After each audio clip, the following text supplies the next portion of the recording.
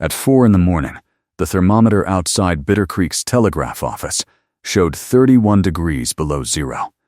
By sunrise, 3 cattle had dropped beside the frozen creek.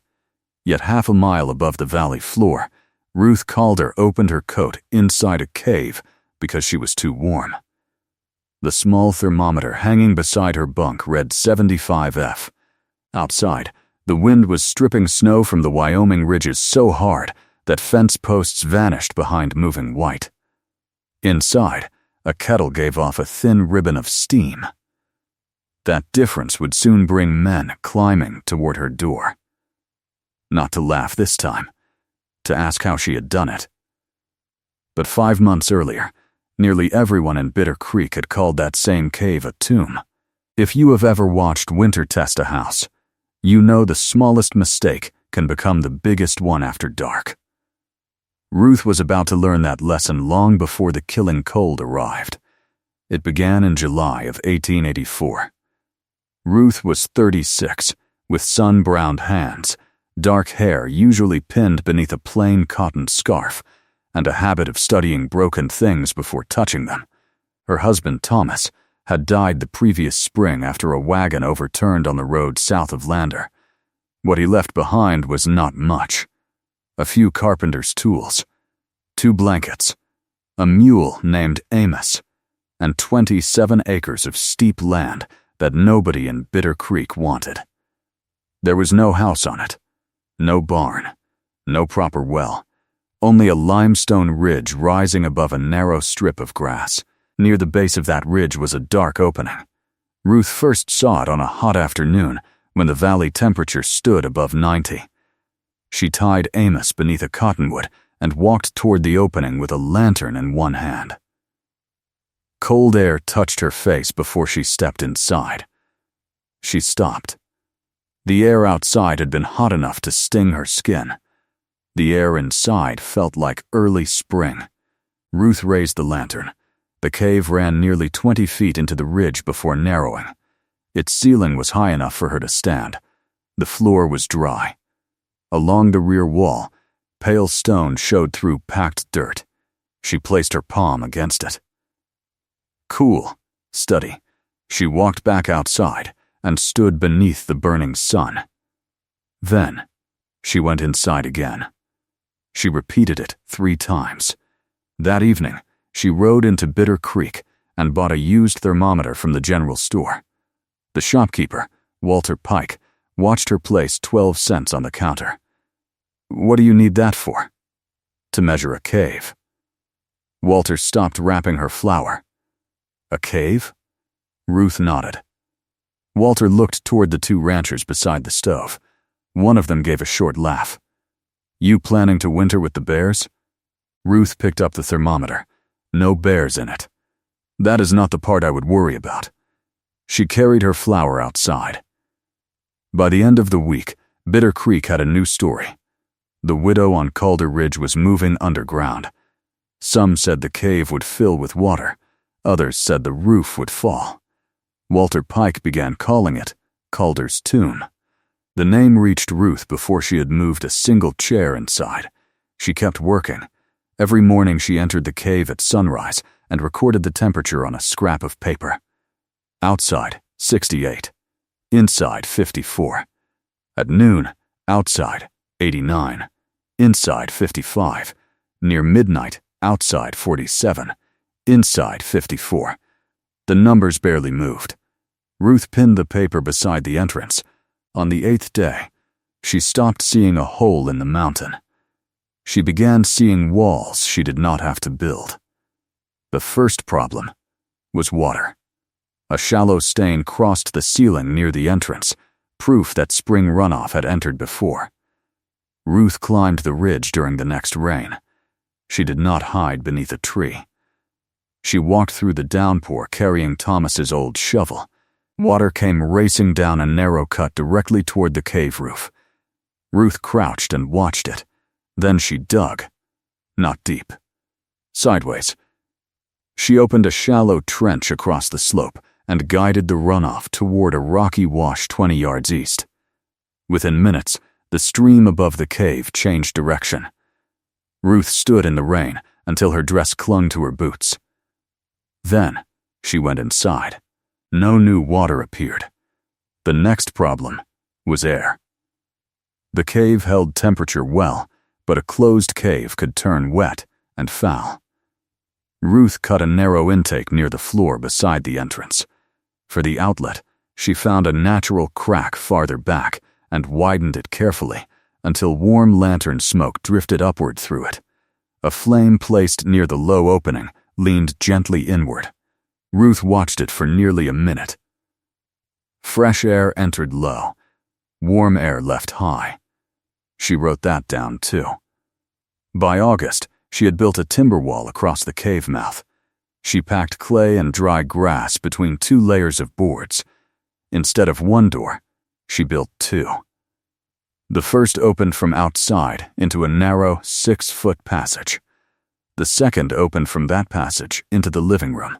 Walter Pike came up one afternoon with 2 ranchers. He stood below the ridge staring at the strange double entrance. "What is the second door for?" Ruth drove another wooden peg into the frame. "So winter has to get through 2 doors before it reaches me." One rancher laughed. Walter did not. Inside, Ruth built a small stone stove from flat rock and clay. The smoke pipe ran upward through the vent she had already tested. Behind the stove, she stacked heavy stones. She had noticed that stone beside a fire stayed warm long after the flames lowered, so she gave the fire more stone to heat. By September, the cave looked nothing like the dark opening she had first entered. There was a narrow bed, a shelf of jars, a table made from wagon boards, a water barrel, stacks of split cottonwood, a small iron cookpot, and beside the bed, the thermometer. One evening, Ruth lit the stove after sunset. Outside, the temperature fell to 38. She fed the fire for 2 hours. Inside, the thermometer climbed past 60, then 65, then 70. At 73, she stopped feeding the stove. She waited. An hour passed. The fire became red coals. The thermometer stayed above 70. Ruth walked to the rear wall and placed both hands against the stone. It had taken the heat. The mountain was storing what the fire had given it.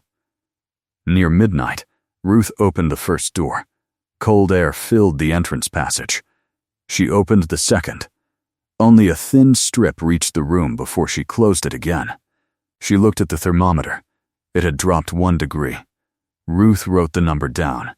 That was when she heard hoofbeats outside. A horse stopped below the ridge. Someone climbed the path. Ruth reached for the lantern. 3 hard knocks struck the outer door. When she opened it, rancher Caleb Mercer stood there with frost forming along his mustache. He did not greet her. He held out a folded weather notice from the telegraph office. Cold front coming early. Ruth opened the paper. The first line was enough.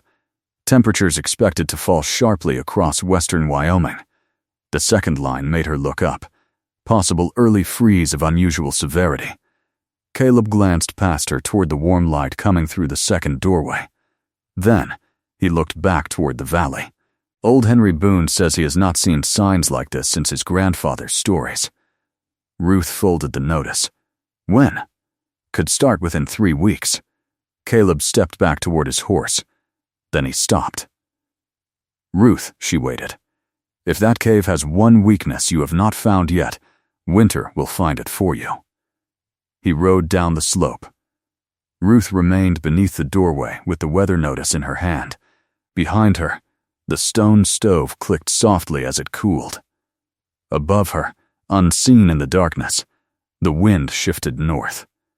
The first hard freeze came 6 days earlier than Caleb Mercer had expected. Ruth woke before daylight to a sharp crack from outside. The water barrel beside the cave entrance had split from top to bottom. A sheet of ice lay across the ground below it. She stepped outside with her coat pulled tight. The valley had turned white without snow. Grass bent beneath frost.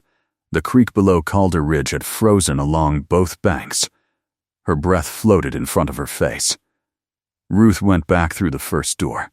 She closed it. Then she opened the second. Warm air touched her cheeks. The thermometer beside the bed read 68 degrees. She had let the stove burn low through the night. Only a few red coals remained. Ruth crossed the room and put her hand against the rear stone wall. Warm. She stood there for several seconds. Then a drop of water struck her wrist. Ruth looked up. Another drop formed on the ceiling. That was not supposed to happen. She raised the lantern. A thin patch of moisture had gathered above the bed. The cave was holding heat. It was also holding water from her breath, cooking, washing, and the slow drying of firewood. She pulled the bed away from the wall. By noon, 3 more damp patches had appeared. The cold was staying outside. The moisture was staying inside. Ruth sat at the table with Thomas's notebook open beneath her hand. She drew the cave from the side. Low intake, high outlet, stove, bed, double doors. Then she watched the lantern flame near the floor. It barely moved. The intake was drawing less air than it had in September. Ruth went outside. Frost had formed across the small metal screen covering the low vent. Nearly half the holes were blocked. She scraped them clean with a nail. Inside, the lantern flame leaned toward the room again. That evening, the wet patch on the ceiling began shrinking. Ruth did not stop there. A winter that could freeze a barrel before dawn would not always give her time to crawl outside and clean a vent. She needed something she could control from inside. The next morning, she took a narrow piece of tin from an old flour container. She bent it into a sliding plate. Then she fitted it over the low vent with 2 wooden guides. The opening could now be widened or narrowed without leaving the cave. For the high vent, she built something different. A small wooden hood stood over the outside opening, turned away from the north. Snow could fall around it. Wind could pass across it. But neither could strike directly down the shaft. Caleb arrived while she was fastening the last board. He stopped his horse beneath the ridge. "You are rebuilding the mountain again." Ruth kept working, just teaching it where not to breathe. Caleb climbed toward her. He carried a canvas sack over one shoulder. Inside were dried beans, salt, lamp oil, and 2 pounds of coffee. Ruth looked at the supplies. "I did not ask for these." "No, then why bring them?" Caleb set the sack beside the door. "Because Pike says the freight road may close before December." Ruth lowered the hammer. Caleb looked across the valley. The weather station at Fort Bridger sent another report. How bad? He rubbed his gloved thumb along his jaw. The old men in town have started talking about 1832. Ruth waited. Caleb finally looked at her. 52 years. The number seemed to stay between them. Caleb explained that ranchers were moving cattle early. Families were stacking wood against their houses. The general store had already doubled its orders for flour. 1 wagon carrying coal had failed to make the western grade because the road had frozen beneath the horses. Ruth looked toward Bitter Creek. Small threads of chimney smoke rose from the houses below. Everything appeared normal. That was what troubled her most. A hard season did not always announce itself with a wall of snow. Sometimes it arrived first as a barrel split during the night. Ruth took the sack inside. Then she started counting. Firewood first. She had enough for 34 ordinary days. If the temperature stayed below 0 for weeks, ordinary days would disappear. She began cutting wood harder than before. Before sunrise, she worked the cottonwoods beside the creek. By noon, she hauled the split pieces uphill on a small sled. By sunset, her shoulders shook when she lifted the axe. She kept going. She stacked wood inside the entrance passage. Then, beneath the lean-to, then against the dry eastern wall. She stored tinder in covered tins so one careless leak could not soak it. She filled 3 barrels with water before the creek froze completely. She hung dried meat from ceiling hooks near the entrance where the temperature stayed lower. She packed potatoes and turnips into wooden boxes filled with dry sand. Nothing was placed by accident anymore. Every object had a reason for being where it was. Then came the second test. On November 19th, snow fell for 14 straight hours. Not a blizzard, not yet, but enough to bury the trail to the cave. Ruth woke twice during the night to check the vents. Both remained open. By dawn, a drift nearly 4 feet high had formed against the outer door. She pushed. The door moved 2 inches, then stopped. Ruth pushed harder. Nothing. She stepped back. The double door passage had protected the room from cold. Now, the outer door had become a trap. Ruth stared at it. She had spent months making sure winter could not enter. She had never asked what would happen if winter refused to let her leave. For the next hour, she worked from inside with a shovel, reaching through the narrow opening and cutting snow away a few pounds at a time. When she finally forced the door wide enough to crawl through, morning light hit her face. The entire hillside had disappeared beneath white. Ruth stood waist deep in the drift. Then she looked above the cave entrance. There was another way out. A natural chimney-like crack ran from the rear section of the cave toward the upper slope. She had avoided widening it because she feared losing heat. Now, she studied it differently. A home with one exit had one place where snow, fire, or fallen timber could close the world. By evening, Ruth had made her next decision. She would cut a second passage. Not large enough for a normal door, only large enough for a person to crawl through if the main entrance failed. For 9 days she worked at it. Stone came away slowly. Some pieces were small enough to carry. Others needed hammer and chisel for hours. The passage finally opened 20 feet above the main entrance, beneath an overhanging shelf of rock where drifting snow could not easily cover it. Ruth fitted a thick wooden plug into the opening. She packed wool around its edges. Then she crawled back through and measured the temperature. 72 degrees. 1 hour later, it still read 72. She allowed herself one slow breath. The escape passage could stay. On November 30th, Walter Pike rode up Calder Ridge. The man who had named her home a tomb stood inside it for the first time. He removed his hat. Then, his coat. His eyes went to the thermometer, 74 degrees. Outside, it was 11. Walter touched the stone wall. He looked at the double doors. He examined the vents. Then he noticed the emergency passage at the rear. You really expect winter to be that bad? Ruth placed another piece of wood into the stove. I expect winter to do whatever it wants. Walter looked toward the warm stone surrounding him.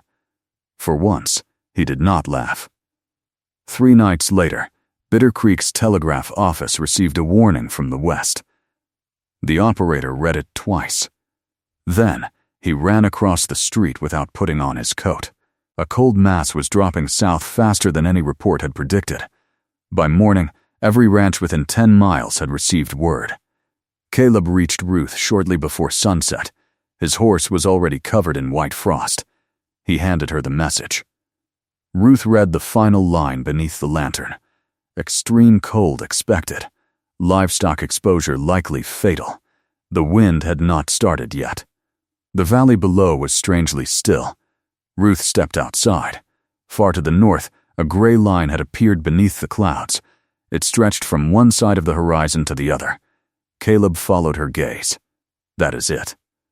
Ruth watched the line grow darker. How long? Caleb looked at his horse. Then, back north. Maybe 6 hours. Ruth folded the warning and put it into her coat. The cave behind her was dry. The vents were clear. The water barrels were full. The wood was stacked.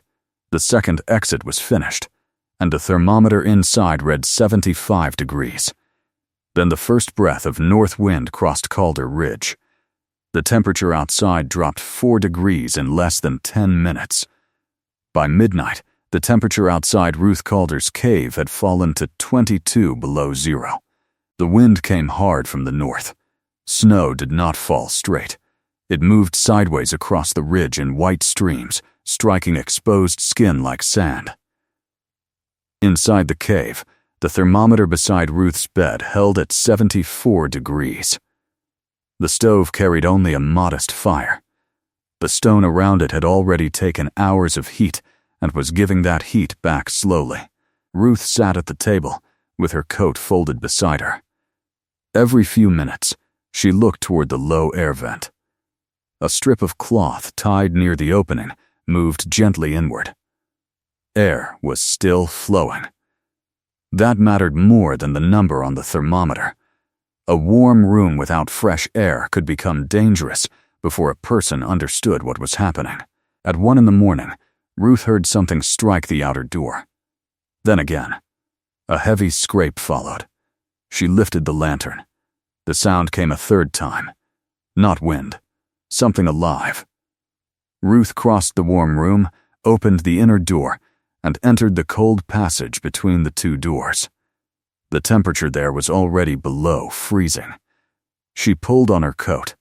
Then, she lifted the wooden bar from the outer door. Wind shoved against it. Ruth opened it no more than a foot. A man fell through the gap. Caleb Mercer hit the floor on one knee. Snow covered his hat, shoulders, and beard. His left hand was wrapped in a torn piece of saddle blanket. Ruth dragged the outer door shut. Caleb stayed on his knees. For several seconds, he did not speak. Ruth opened the inner door. Warm air spilled into the passage. Caleb raised his face. His cheeks had gone pale beneath the frost. Horse went down. Ruth took his arm. How far? Near Miller Creek. That was almost 2 miles away. You walked here? Caleb nodded once. Ruth helped him into the main room. The heat hit him so quickly that he stopped. His eyes went to the thermometer. 73. He looked toward the stove, then toward the thick stone around it.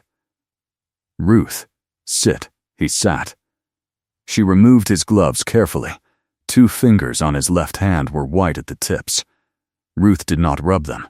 She warmed a cloth near the stove and wrapped his hand loosely. Then she put a cup of warm water in his other hand. Small drinks. Caleb swallowed. His jaw shook against the rim. What happened in town? He stared into the cup. Pike's store windows cracked. Ruth waited. The north wall of the livery gave way around 11. People hurt? Not yet. His next words came more slowly. The Hendricks barn roof is sagging. Ruth stopped beside the stove. The Hendricks family kept 16 cattle and nearly 40 sheep. Caleb looked up. They were trying to move the animals into the old feed shed when I left. Ruth added 1 piece of wood to the fire. No more. Too much heat would waste fuel she might need days from now. Caleb watched her. You are thinking about going down there. Ruth did not answer. Outside, the wind hit the mountain with a low, continuous push. Caleb placed the cup on the table. You cannot see 10 feet. Ruth looked toward the door. I know. If you lose the trail, you will walk past the valley before you know you missed it. I know. Caleb leaned back against the stone wall. His breathing had steadied. Then, stay here. Ruth checked his fingers again. Color was beginning to return around the edges. She went to the shelf and took down a coil of rope. Caleb saw it. No. Ruth tied one end around the thick support post beside the inner door. The Hendricks place is below the eastern ridge.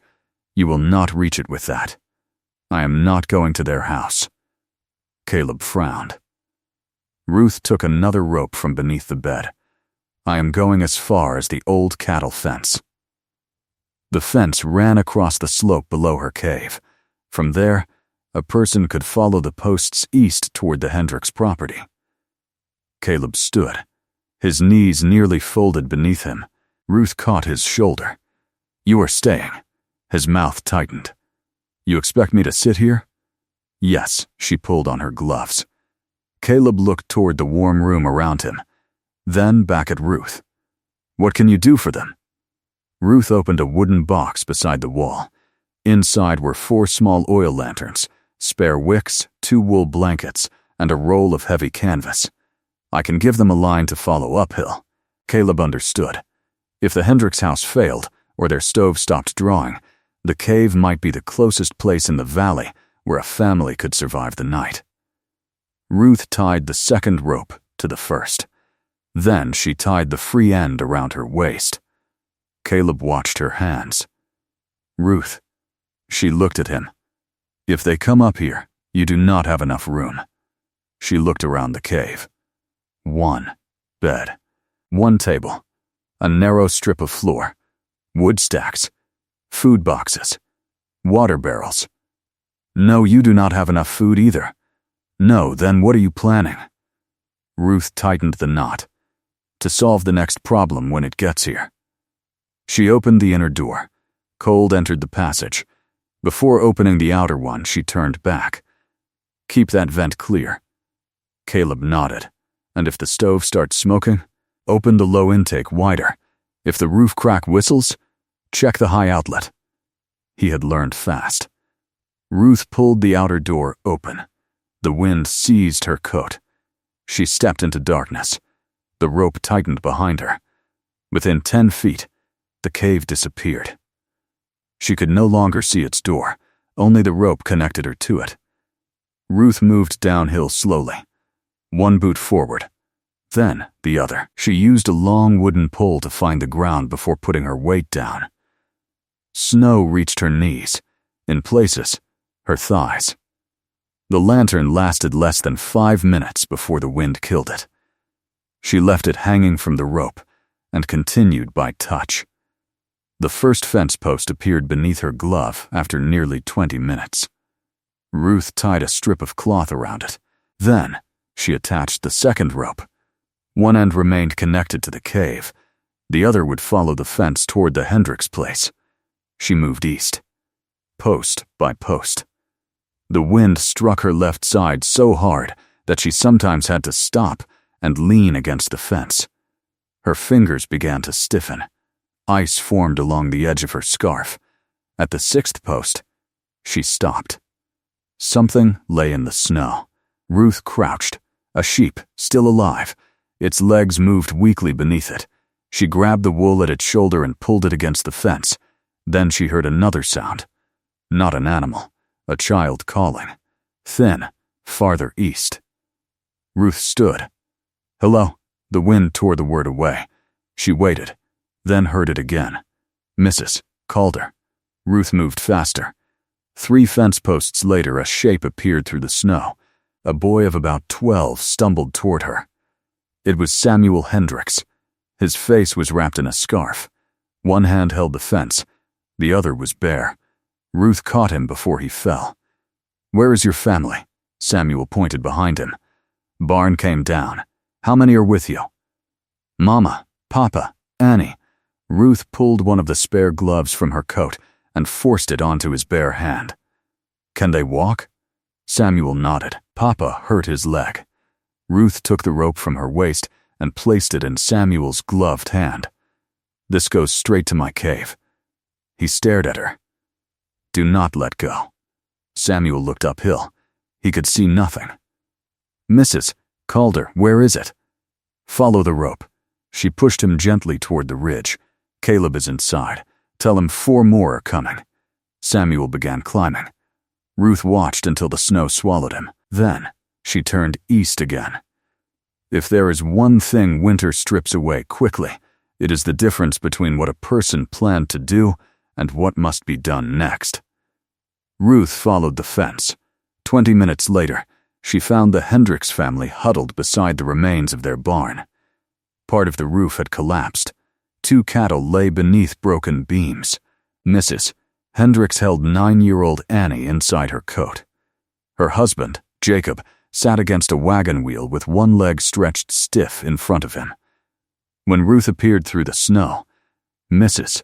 Hendricks stared at her. "How did you find us?" Ruth pointed toward the fence. "There is a rope." Jacob tried to stand. his injured leg folded. Ruth and Mrs. Hendricks lifted him together. The climb back took nearly an hour. They moved with one hand on the rope at all times. Annie slipped twice. Jacob fell 3 times. Ruth stopped counting how often her own legs threatened to give way. Then, a dark shape appeared ahead. The outer door. Caleb stood in the entrance passage, pulling them in one at a time. When Ruth finally crossed the second door, warm air touched her face. Samuel sat near the stove, wrapped in a blanket. Mrs. Hendricks stopped beside the thermometer. She stared. 75 degrees. Outside, the valley was approaching 30 below. Inside, 5 adults and 2 children now crowded the cave. The air changed almost immediately. More breathing, more wet clothing, more dampness. The ceiling above the rear wall began to darken. Ruth saw it before anyone else. Then the cloth beside the low vent stopped moving. Ruth crossed the room. She held her hand in front of the opening. Nothing. Caleb saw her face. What is it? Ruth dropped to her knees. The intake had stopped drawing. Outside, somewhere beneath several feet of snow, the vent opening had been buried. Ruth kept her hand over the low vent. Nothing moved. Behind her, 7 people breathed inside one warm room. Wet coats steamed near the stove. Snow melted from boots and ran in thin lines across the packed floor. The thermometer still read 75 degrees. That number no longer mattered as much as the dead air near Ruth's hand. She looked toward the high outlet. A thin thread of smoke from the stove bent sideways instead of rising cleanly. Everyone away from the fire. Caleb moved first. He helped Jacob Hendricks across the room while Mrs. Hendricks pulled the children toward the rear wall. Ruth closed the stove draft almost completely. The flames dropped. She opened the low vent plate as wide as it would go. Still nothing. The outside mouth was buried. Caleb crouched beside her. How far through the wall? About 4 feet. Can we dig it out from here? Not without opening the whole intake.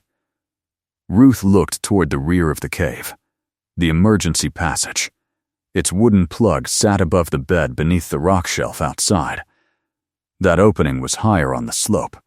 Snow might not have reached it. Move the bed. Caleb understood before she finished speaking. They dragged the narrow bed away from the rear wall. Ruth climbed onto a crate and pulled the wool packing from around the emergency plug. Cold touched her fingers. Good. There was air on the other side. She pulled the wooden plug inward. A hard blast entered the cave. Annie Hendricks gasped. Snow blew through the opening in a white burst and scattered across the floor. But behind the snow came fresh air. The cloth beside the buried low vent moved for half a second, then stopped again. Ruth narrowed the emergency opening until only a hand width remained. Keep that open. Caleb looked at the children. For how long? Until we clear the lower vent. He stared toward the storm outside the passage. You are not going out again. Ruth was already pulling on her coat. Caleb caught her sleeve. You almost froze getting them here. Ruth looked down at his hand. He released her.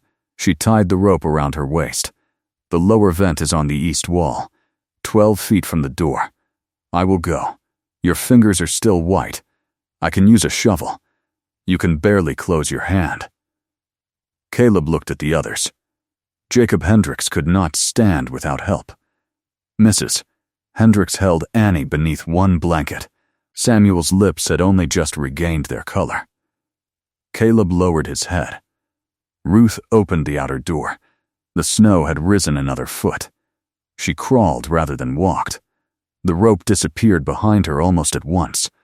Wind flattened her scarf against her mouth. She counted along the cave wall with one gloved hand. 4 feet. 8. 12. She dropped to her knees. The vent should have been directly beneath her. There was no sign of it, only packed snow. Ruth started digging. The upper layer came away easily. Beneath it was something harder. Wind-driven snow had packed itself against the hillside until it felt almost like clay. She used the shovel edge. 6 inches. A foot. Then the shovel struck wood. Ruth cleared around it. The small hood covering the intake was still there. Its opening had been sealed behind a solid block of snow. She drove the shovel into the packed mass. Once, twice again, a chunk broke free. Cold air rushed through the opening. Ruth put her face beside it. From somewhere inside the wall came the faint smell of wood smoke. The vent was breathing again. She widened the hole around it until the wind could not easily fill it. Then she built a low wall from chunks of packed snow several feet in front of the opening. The wall took the direct force of the wind. The vent sat behind it in a pocket of calmer air. Ruth crawled back toward the door. By the time Caleb pulled her inside, ice covered her eyebrows. She closed the outer door, then the inner one. For several seconds nobody spoke. Ruth walked directly to the low vent. The cloth tied beside it leaned inward. Steady, she opened the stove draft a little. Smoke rose cleanly. Mrs. Hendricks rubbed both hands over her face. Caleb leaned against the wall and watched the strip of cloth move. Ruth removed her coat. Now we keep it that way. The storm lasted through the next day. Then, another night. The temperature outside fell past 30 below. At some hour before dawn, Bitter Creek's telegraph thermometer reached the bottom of its scale. No one knew the exact number after that. Inside the cave, Ruth fed the stove in small amounts. Never enough to burn through the wood too quickly. The temperature stayed between 71 and 75 degrees. The stone walls did most of the work. When the fire lowered, the walls remained warm. When the door opened briefly, the second door stopped most of the cold. When 7 people filled the room with damp breath, the vents carried it away. Each part of the cave did one small job. Together, those small jobs kept the room alive. Food became the next problem. Ruth counted everything. Dried beans, cornmeal, salt pork, potatoes, 3 jars of preserves. Enough for Ruth alone for weeks. Enough for 7 people for far less. Breakfast became thinner. Supper became smaller. No one complained. Samuel split kindling. Annie dried spoons beside the stove. Mrs. Hendricks cooked. Caleb checked the vent every hour. Jacob, unable to walk, sat at the table repairing gloves and harness straps with Ruth's awl. The cave changed from one woman's home into a crowded working room where everyone had something to do. On the 3rd morning, the wind weakened, not stopped. Weakened. That was enough. Caleb opened the outer door. Snow stood nearly level with his chest. Above the eastern ridge, a strip of pale blue had appeared between the clouds. He looked back at Ruth. I can see the fence. By noon, they began digging outward. It took 4 hours to reach the slope below. The valley that appeared beneath them no longer looked like Bitter Creek. Fences were gone beneath snow. 2 barn roofs had collapsed. The creek had disappeared. Chimney smoke rose from only a few houses. Caleb stood beside Ruth without speaking.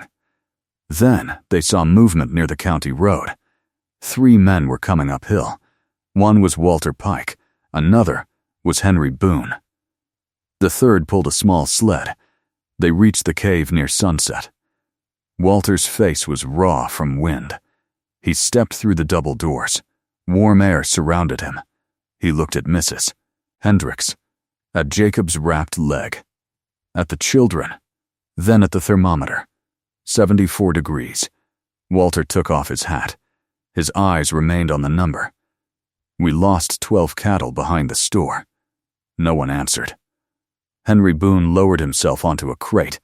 Mercer Place lost 6. Caleb looked at the floor. Walter continued. 3 barns came down. The Moore family burned half their furniture after their wood ran out. He rubbed his hands slowly. Folks are saying this is the worst cold Bitter Creek has seen since 1832. 52 years. Ruth looked toward the stove. One small piece of cottonwood burned behind the iron door. Walter walked to the rear wall.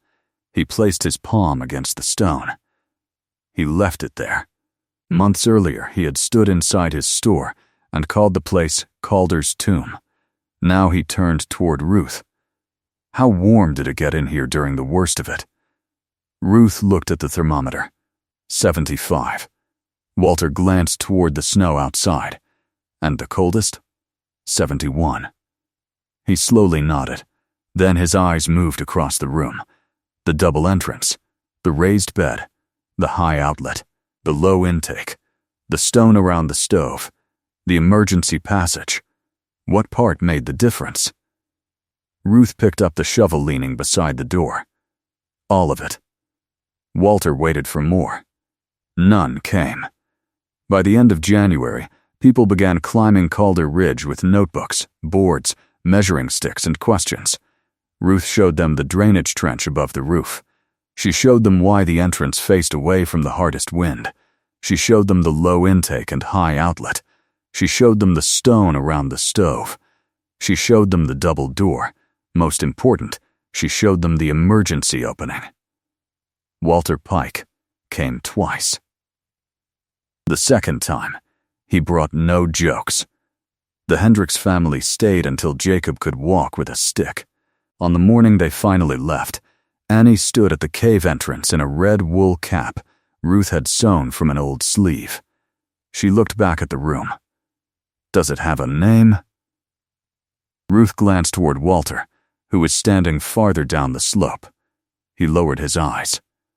Ruth looked at Annie. It is just the house.